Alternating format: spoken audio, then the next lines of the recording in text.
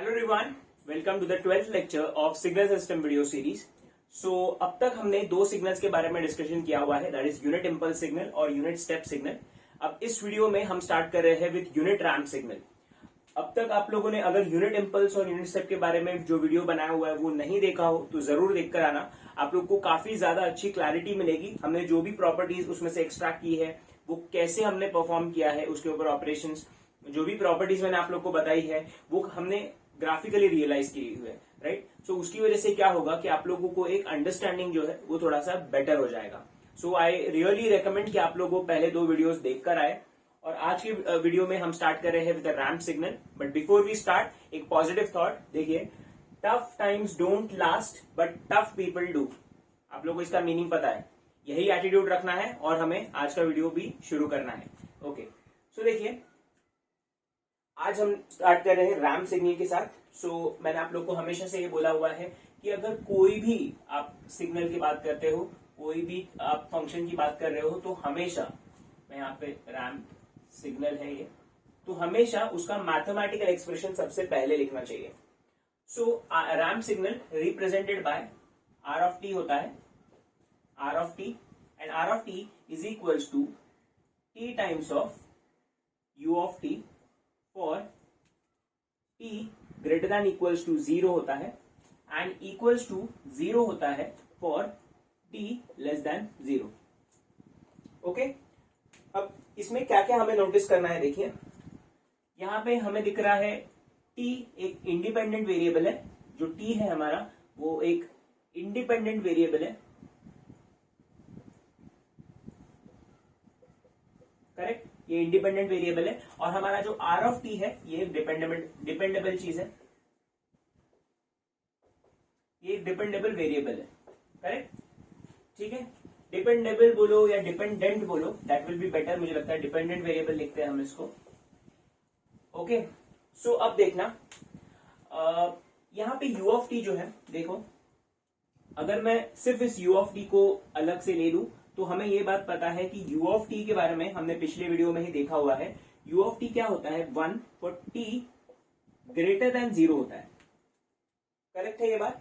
तो अभी एक डाउट आपके दिमाग में हो सकता है कि हम जब बोलते हैं u ऑफ टी 1 है for t greater than 0, greater than equals to नहीं है, ग्रेटर देन 0 है, तो हम यहां पे t greater than equals to 0 क्यों लिखते हैं, करेक्ट। अगर ये आपको डाउट अब तक नहीं आया है तो अभी आना चाहिए, बिकॉज ये चीज जो है ये आपको पता होनी चाहिए कि क्यों है ऐसा, कि यहाँ पे हम तो ग्रेटर देन इक्वल्स टू लिख रहे हैं लेकिन यहाँ तो ग्रेटर देन 0 है। और जब रैंप फंक्शन है वो तो यू ऑफ टी का भी एक फंक्शन है, it is ramp function is dependent on unit step function. तो फिर ऐसा क्यों कि यहाँ पे ग्रेटर देन इक्वल्स टू है और यहाँ पे ग्रेटर देन 0 है, तो अभी उसका रीजन समझेंगे। देखो, हमने यूनिट स्टेप के बारे में क्या बोला था कि यूनिट स्टेप सिग्नल जो है वो क्या है, वो डिसकंटिन्यूअस है, वो डिसकंटिन्यूअस है। कहां पे डिसकंटिन्यूअस है, एट t इक्वल्स टू 0 पर, t इक्वल्स टू 0 पर वो एक डिसकंटिन्यूअस फंक्शन है, करेक्ट बात है। उसकी वजह से क्या होता है कि जो हमारा u ऑफ t है उसकी value at t equals to 0 पे कैसी है, अनडिफाइंड है, अनडिफाइंड है, ये हमने डिस्कस किया हुआ था। ओके, लेकिन अनडिफाइंड का मीनिंग क्या है कि हमें पता नहीं है कि एग्जैक्टली वो वैल्यू 0 है या 1 है, वी डोंट नो, बराबर।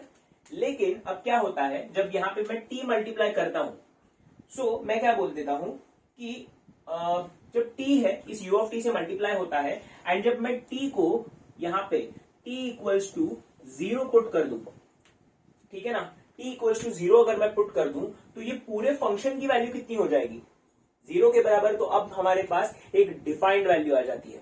ये बात समझ में आ गया आप लोग को। देखो, जब मैं क्या करता हूं, t इक्वल्स टू 0 से मल्टीप्लाई कर देता हूं तो t into U of T, ये यू ऑफ टी की वैल्यू भले अनडिफाइंड है एट t इक्वल्स टू 0, भले इसकी वैल्यू अनडिफाइंड है, लेकिन जब ये 0 मल्टीप्लाई हो जाएगा किसी भी वैल्यू के साथ तो रिजल्ट क्या आएगा, 0 ही आएगा ना। इसीलिए ये आर ऑफ टी की वैल्यू डिफाइंड होती है एट t इक्वल्स टू 0, ठीक है। और इसीलिए ये ग्रेटर देन इक्वल्स टू का साइन भी यहां पे आ जाता है, समझ में आया। ये देखना, ये जो ग्रेटर देन इक्वल्स टू वाला साइन आया है ना, वो इसीलिए आया है बिकॉज रैंप जो है, रैंप फंक्शन जो है वो डिफाइंड है, it is defined at t equals to 0 पर। ठीक है, तो ये बहुत ही इंपॉर्टेंट चीज है, बहुत ही छोटी छोटी चीजों के ऊपर हम ध्यान देंगे ताकि कोई भी कंफ्यूजन आप लोग को नहीं रहना चाहिए। Okay, so it is going to be t into U of T और t greater than equals to 0 and 0 for t less than 0। तो भी आप लोग मुझे बताएंगे कि ये सिग्नल दिखेगा कैसे, इसको ग्राफिकली अगर मुझे रिप्रेजेंट करना है तो ये सिग्नल कैसे दिखेगा, अब वो देखते हैं। ठीक है, सो इस सिग्नल का ग्राफिकल रिप्रेजेंटेशन कुछ इस तरह का होता है। ये देखिए, हमारा इंडिपेंडेंट एक्सिस कौन सा होगा, टाइम, परफेक्ट। और यहां पर क्या लिखेंगे हम, एफ ऑफ टी, क्योंकि फंक्शन ऑफ टी है ना, इक्वल्स टू क्या है, आर ऑफ टी के बराबर। ठीक है, T into U of T. अब इसको कैसे दिखते हैं ना, आप खुद प्लॉट कर सकते हो, मुझे ड्रॉ करने की भी जरूरत नहीं है। देखो, t इक्वल्स टू 0 पे r ऑफ 0 की वैल्यू कितनी है, 0 के बराबर है। अभी इतना बड़ा डिस्कशन किया हमने उसके ऊपर, तो ये वैल्यू, ये पॉइंट यहां पर होगा t इक्वल्स टू 0 पर। 1 पे क्या वैल्यू होगी, 1 into U of T, U of T की वैल्यू थ्रू आउट 1 है, so 1 into 1 is 1 again. So t equals to 1 पे इसकी वैल्यू कितनी हो गई, 1 के बराबर। सिमिलरली t को बढ़ाते जाओ, 2, 3, 4 सो ऑन टू इनफाइनाइट। यहाँ पे 2 आएगा, 3 आएगा, 4 आएगा, सो ऑन टू इनफाइनाइट।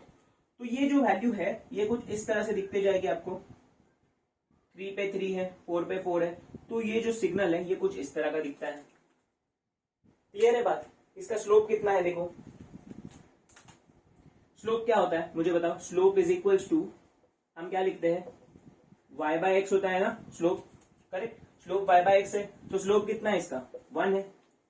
इसका मतलब ये जो स्लोप क्योंकि 1 है, अभी इसमें यहाँ पे देखिए स्लोप यहाँ पे 1 है, इसीलिए ये जो रैंप है ना, इसको हम एक और नाम देंगे और वो नाम हो जाएगा यूनिट रैंप।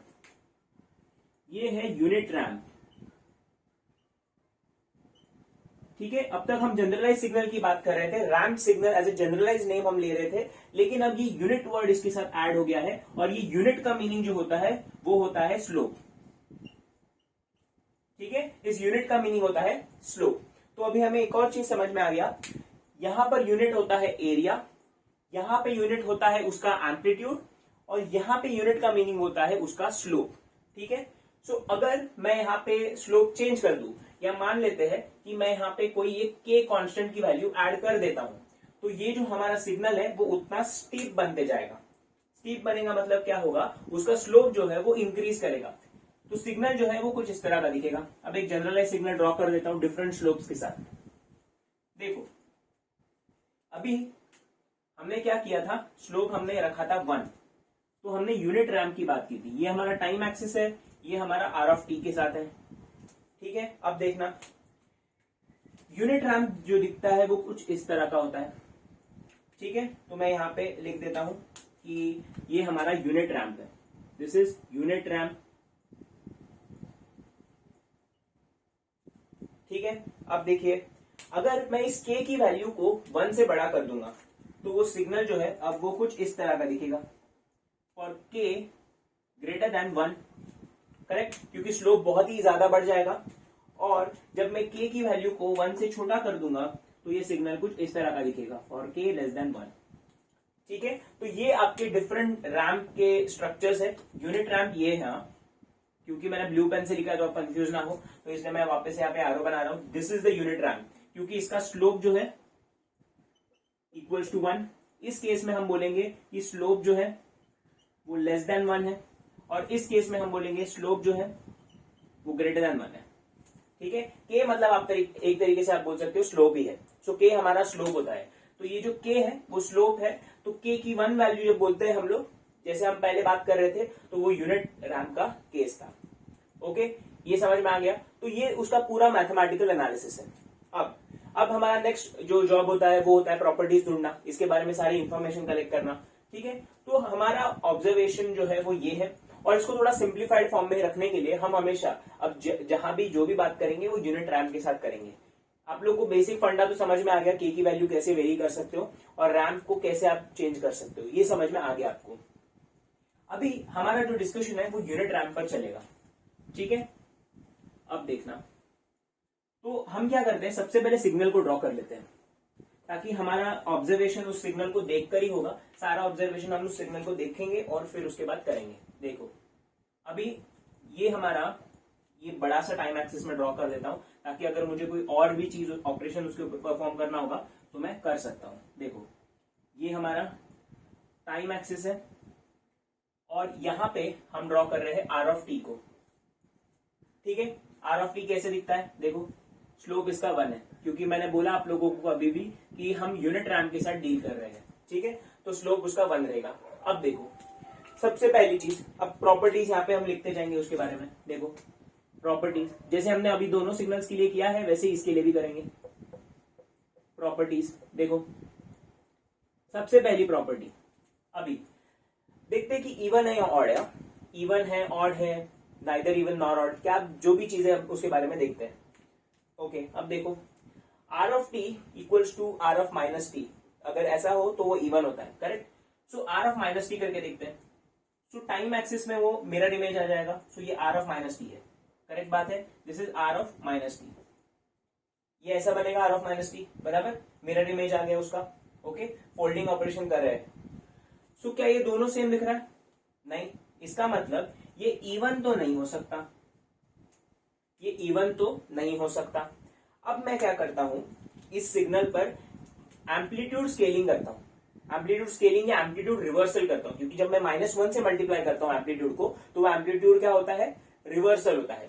सो एम्पलीट्यूड रिवर्सल जब करते हैं तो ये सिग्नल जो है वो नीचे की तरफ आ जाएगा, ये दिखेगा कुछ इस तरह से। This is R of minus T हो गया ये बात सही है। ये minus R of minus T, क्या ये और ये सिग्नल सेम है, नहीं। इसका मतलब क्या है, ये ऑड भी नहीं हो सकता, ठीक है। इसका मतलब ये किस टाइप का सिग्नल है, तो फर्स्ट प्रॉपर्टी हमें मिल गई कि this is a Nino signal, this is a Nino signal, ठीक है। ये समझ में आ गया, ग्रेट। अब देखते हैं नेक्स्ट चीज। अब पावर कंटेंट, एनर्जी कंटेंट, उसकी बात करते हैं। देखो अब इसको हटा देते हैं, अभी इसका हमें कोई काम नहीं है। देखो अभी सिर्फ हमारे ओरिजिनल सिग्नल पे ही हम देखेंगे। अभी ये क्या लग रहा है आपको, ये एनर्जी लग रहा है, ये पावर है। चलो वो डिस्कशन हम बाद में करते हैं। अभी सबसे पहले देखते हैं क्या ये फाइनाइट ड्यूरेशन सिग्नल है क्या। देखो फाइनाइट ड्यूरेशन है क्या ये, तो फाइनाइट ड्यूरेशन तो नहीं है, बिकॉज टी जैसे जैसे बढ़ते जाएगा, टी जैसे यहाँ पे बढ़ते जाएगा वैसे ये आर ऑफ टी भी जो है वो बढ़ते जाएगा। इसका मतलब ये फाइनाइट ड्यूरेशन तो नहीं है, जबकि हम इसको बोल सकते हैं इनफाइनाइट ड्यूरेशन सिग्नल है। ये तो हमें दिख रहा है, this is a infinite duration signal, ठीक है। ओके अब ये पीरियोडिक भी नहीं है, ये भी हमें पता है। ये पीरियोडिक तो दिख रहा नहीं है क्योंकि वैल्यूज तो बढ़ते जाएंगे और ये रिपीट तो करेगा नहीं। तो सेकंड चीज मैं लिख देता हूं नॉन पीरियोडिक, ठीक है। अब सिग्नल नॉन पीरियोडिक है और इनफाइनाइट ड्यूरेशन का है। अब क्या क्या पॉसिबिलिटीज है, देखो मुझे बताओ कि क्या ये एनर्जी सिग्नल हो सकता है क्या ये पावर हो सकता है क्या, और क्या ये एनईएनपी हो सकता है क्या। हम हर एक के ऊपर डिस्कशन करेंगे। देखो एनर्जी कभी हो सकता है, अगर इनफाइनाइट ड्यूरेशन का आपके पास सिग्नल हो तो वो एनर्जी तभी हो सकता है जब उसका एम्पलीट्यूड जो हो डिक्रीजिंग हो। ये ट्रिक्स में हमने बात की थी। इसका मतलब ये सिग्नल एनर्जी तो नहीं हो सकता, ठीक है। एनर्जी तो नहीं हो सकता। पावर हो सकता है क्या, देखो इनफाइनाइट ड्यूरेशन का सिग्नल है और अगर उसका एम्पलीट्यूड कांस्टेंट है तो वो पावर हो सकता है। यूनिट स्टेप में हमने वही देखा था, ठीक है। बट क्योंकि इसका एम्पलीट्यूड बढ़ते जा रहा है तो ये पावर भी नहीं हो सकता, इसलिए ये एनईएनपी है। आप ऐसे भी इसको निकाल सकते हो। या एनईएनपी का डेफिनेशन क्या था, अगर कहीं भी सिग्नल अनबाउंडेड होता है, अगर कहीं भी signal at any instant of the time, at any instant अगर सिग्नल जो है वो अनबाउंडेड है। अनबाउंडेड का मीनिंग क्या है कि एम्पलीट्यूड इक्वल्स टू इनफाइनाइट। अगर वो अनबाउंडेड है इसका मतलब एम्पलीट्यूड इक्वल्स टू इनफाइनाइट हो रहा है, ऐसा सिग्नल को हम क्या बोलते हैं, एनईएनपी सिग्नल। तो t इक्वल्स टू इनफाइनाइट पे क्या होगा, देखो t इक्वल्स टू इनफाइनाइट पे इसका एम्पलीट्यूड जो है वो भी हो जाएगा इनफाइनाइट के बराबर। इसका मतलब ये कैसा सिग्नल है, एक NENP सिग्नल है। तो ये कैसा है, एक NENP सिग्नल है।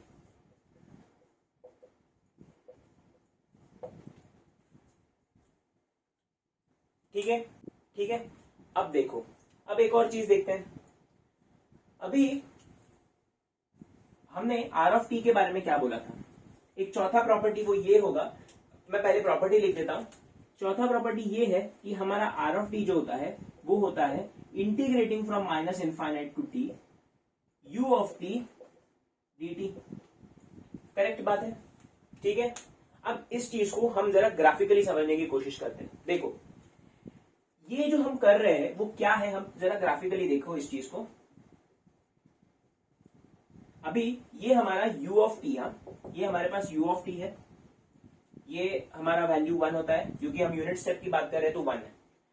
मुझे बताओ इंटीग्रेशन मतलब क्या होता है। इंटीग्रेशन मतलब एक तरीके से समेशन बोल सकते हैं हम लोग, ठीक है। इंटीग्रेशन मतलब ये जो इंटीग्रेशन है वो एक तरीके से समेशन ही होता है ना, ठीक है, ये समेशन ही होता है ना, करेक्ट है। तो integration of u of T, इसका मीनिंग क्या है, देखो जब मैं माइनस इनफाइनाइट टू टी कर रहा हूं तो वो क्यों कैसे वैल्यू आती है, या this signal gets converted into this, कैसे होता है ये चीज को समझते हैं। देखो minus infinite to zero, u of T भी जीरो ही होता है तो r ऑफ टी की वैल्यू भी जीरो ही होगी। देखो सो अभी माइनस इनफाइनाइट टू जीरो जो हमारा इंटीग्रेशन है, इंटीग्रेशन का जो वैल्यू है, इंटीग्रेशन के अंदर जो भी कंटेंट है, मान लेते हैं हम उसको बोलते हैं f ऑफ टी, ये कितना आएगा, इसका वैल्यू जीरो आएगा। ओके, अब जीरो के आगे क्या होती है कहानी, हम उसके बारे में देखेंगे। अब जीरो के आगे इंटीग्रेशन हम जब करते हैं तो हम प्रीवियस वैल्यू भी लेते हैं और उसके आगे वाली वैल्यू को भी ऐड करते जाते हैं। सो हम क्या लिखेंगे यहाँ पे, zero plus integration from zero to infinite, ठीक है, या जीरो टू टी लिख देते हो, चलो कोई एक टाइम इंस्टेंट तक, F of T D T, ऐसा ही होता है, ऐसा ही होता है ना, ठीक है। अब देखो क्या हो जाएगा, अब इंटीग्रेशन मतलब समेशन है, इतना तो हमें समझ में आ गया। अब देखो t इक्वल्स टू जीरो पे इसकी वैल्यू कितनी है, अनडिफाइंड, तो हमें ये नहीं पता, ये तो नहीं पता। t इक्वल्स टू 1 पे इसकी वैल्यू कितनी है, 1।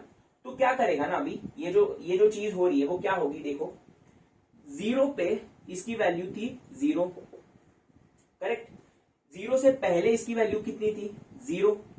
तो जब मैं 1 पर आऊंगा ना, जब मैं 1 पर आऊंगा तो मैं सारी प्रीवियस वैल्यूज को भी ऐड करते जाऊंगा एक तरीके से। So that will become 0 plus 0 plus 1। So t equals to 1 पे इसकी वैल्यू हो जाएगी 1 के बराबर, ठीक है। अब t इक्वल्स टू 2 पे क्या हो जाएगा, 0 प्लस 0 प्लस 1 प्लस 1, क्योंकि 2 पे भी इसकी वैल्यू 1 थी, तो ये कितना हो जाएगा, 1 प्लस 1 इज 2। सो ये 2 पे वैल्यू चली जाएगी 2 के पास। सिमिलरली ऐसे ही हम जब ऐड करते जाएंगे तो 3 पे क्या हो जाएगा, ये 3 के बराबर हो जाएगा। 4 पे क्या हो जाएगा, सारी प्रीवियस वैल्यूज को ऐड करते जा रहे हैं, प्लस 4th पे जो वैल्यू है वो भी ऐड होगी, तो वो चला जाएगा 4 के ऊपर। तो ये फाइनली सिग्नल आपका दिखने लगेगा कुछ इस तरह का, ठीक है। तो ये जो आपका यूनिट स्टेप था वो फाइनली रैंप में कुछ इस तरह से हो रहा है कन्वर्ट, क्योंकि हम एक तरीके से इंटीग्रेशन मतलब ही समेशन परफॉर्म कर रहे हैं। तो ये ही उसकी एक प्रॉपर्टी होती है। तो जब यूनिट स्टेप की वैल्यूज को हम ऐड करते जाते हैं हर इंस्टेंट पे, तो हमें एक रैंक फंक्शन मिलते जाता है, ठीक है। ये था उसका graphical representation. Okay, I hope आप लोग को ये चीजें समझ में आई है, थोड़ा इंटरेस्टिंग लग रहा हो कि जो हमने अब तक पढ़ा था यूनिवर्सिटी लेवल पे या कहीं और से हमने गेट की प्रिपरेशन की थी, तो वहां से और यहाँ में जो डिफरेंस है मैं वही क्रिएट करना चाहता हूँ, आप लोग को थोड़ा बेटर अंडरस्टैंड कराना चाहता हूँ। ग्राफिकली जब हम कोई भी चीज करते हैं ना तो हमारे दिमाग में वो एक ना मेमोरी तरह अच्छी बैठ जाती है, क्योंकि ये पिक्चर मेमोरी है ना, तो पिक्चर मेमोरी अच्छी बन जाती है। तो इसलिए मैं चाहता हूं कि आप लोग को मैं हर चीज ग्राफिकली एक्सप्लेन करूं। एक लास्ट पॉइंट देखेंगे इसके बारे में, 5th पॉइंट है, क्या ये बाउंडेड सिग्नल है, नहीं, NENP सिग्नल कभी भी बाउंडेड सिग्नल नहीं होता, ये बात तो हमें पता है। तो ये बाउंडेड इनपुट तो नहीं है, तो ये सिग्नल कभी भी स्टेबिलिटी जो है आपके सिस्टम का मेंटेन नहीं कर सकता। तो ये सिग्नल को कभी भी आप इनपुट की तरह सिस्टम में नहीं देते, वरना सिस्टम का आउटपुट हमेशा अनस्टेबल ही आएगा, ठीक है। ये बात आप लोग को पता होनी चाहिए, ठीक है। सो बस दैट्स इट, यही था रैम के बारे में। बहुत ही सिंपल सा सिग्नल है, बहुत ही ज्यादा आप लोग को मेहनत करने की जरूरत नहीं है सिग्नल के बारे में। कोई भी चीज अगर आपको एक्सट्रैक्ट करनी हो, कोई भी इंफॉर्मेशन आपको निकालना हो, बहुत ही सिंपल तरीके से हमने एक एक चीज को यहाँ पे लिखा हुआ है। फिफ्थ पॉइंट आप लिख सकते हो कि ये एक अनबाउंडेड इनपुट है, तो इसलिए आप कभी भी इसको सिस्टम में एज ए इनपुट नहीं दे सकते, वरना बीबो स्टेबिलिटी पक्का अफेक्ट होने वाली है। ठीक है, सो अगले लेक्चर में हम चलेंगे सिग्नम फंक्शन की तरफ। ठीक है, सो रिवाइज करते रहो and will see you in the next video. Thank you.